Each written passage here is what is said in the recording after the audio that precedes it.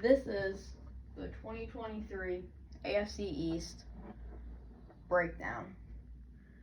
So, starting with the New York Jets, who just made a move on Rodgers. I think this is a very good deal for the Jets. Bringing in a veteran. I think they're in a win-now mode with Rodgers just because of the quarterback play. And if I was the Jets, I would try and re-sign Zach Wilson to like a 1 or 2 year deal just to see if he learned anything sitting behind Aaron Rodgers, one of the greatest of all times. Obviously, Aaron Rodgers has a better supporting cast than last year with very good offensive line. Garrett Wilson, Offensive Rookie of the Year. Breece Hall coming back from injury. He could have been easily Offensive Rookie of the Year. This offense I'm projecting to be probably a top 10 offense. Would not surprise me at all. Now getting on to the Jets' defensive side of the thing. Obviously you have Sauce Gardner. Amazing.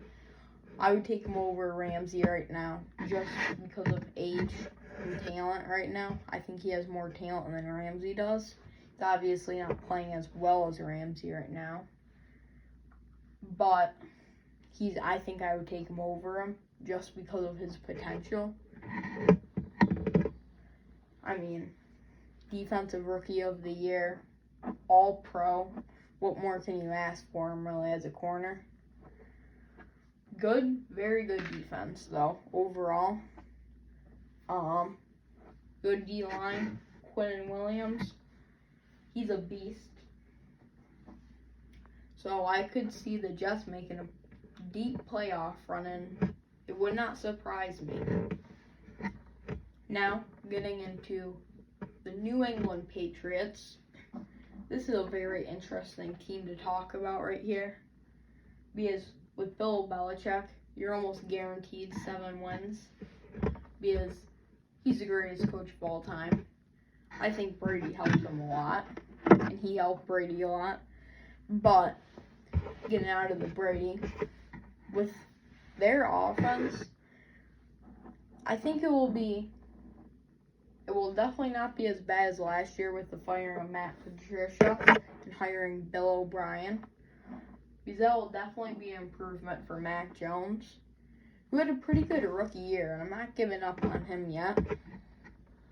But definitely not the best receiving core. Signed Mike Gesicki in free agency. I think he has high upside. I don't think the Dolphins used him right in his time with Miami. I think he can be a top 8 tight end in the league. Not this year probably, but next 5 years I could see him. New England. Wouldn't surprise me, probably top 10, top 8 defense maybe.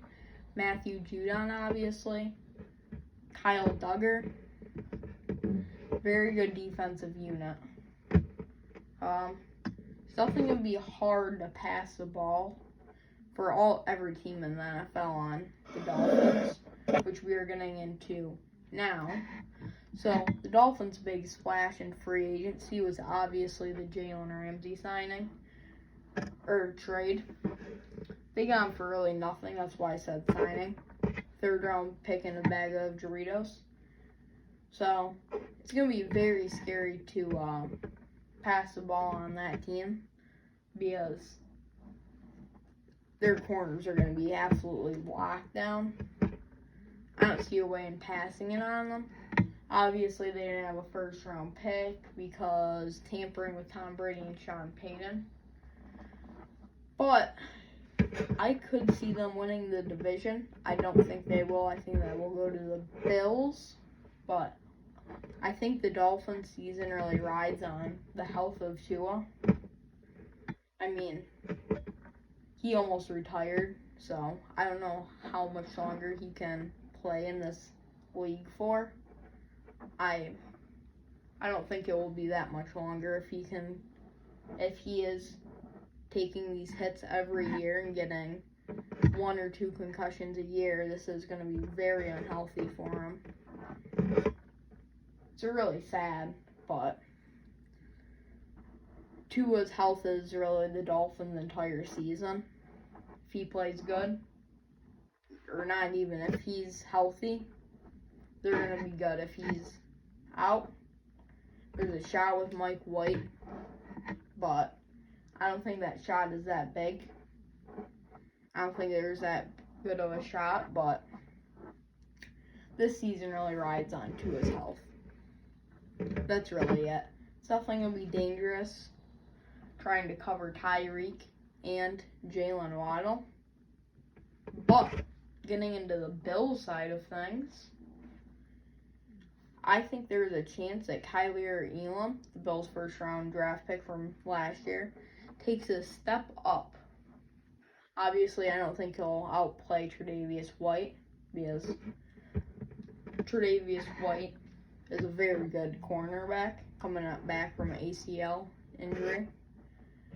But I think that he can take a pretty good step up. He definitely won't be a top 5 corner in the league, but I could see a top 15. If he can take a good step up, I think he has the potential to, but only time will tell on that. Ed Oliver, very good interior defensive lineman. I don't think he gets enough credit. The big loss for the Bills this year has been Tremaine Edmonds, losing him to the Bears in free agency. Obviously, that's not ideal for the Bills, losing a big piece like him. So we got Von Miller. He's going to be dominant, as always. Probably going to be his last year, so I think the Bills are going to try and go all out this year. Try and get Von Miller 3 on 3 different teams. Definitely deserves it. But Bills will have a very good defense. Obviously, they fired Leslie Frazier, or I won't say fired because he stepped down. So I want to see how the new defense performs under a different coordinator. Offensive side of things, very talented. You have Josh Allen. Josh Allen did say in the offseason he is going to try and play more quarterback and less football, which means he's going to try and take less hits, which I think is very good for the Bills after that little scare in the middle of the season versus the Jets. Definitely scared some Bills fans. But I think Josh Allen, he'll have a good year. Stephon Diggs, I think I'm going to argue for him. Best route runner in the league. You can get a little mad sometimes if he doesn't get the ball. I thought he was almost going to get out of Buffalo for a second there. But hopefully we can keep him. And yeah. I think the offensive line will be a problem. We did take Osiris Torrance, 2nd round. Should be good. Guard out of Florida. Protected Anthony Richardson, who I think will be a very successful quarterback, and I'm comparing him to Cam Newton. Hopefully he can stay healthy. But anyways, the Bills' offensive line, it isn't the greatest.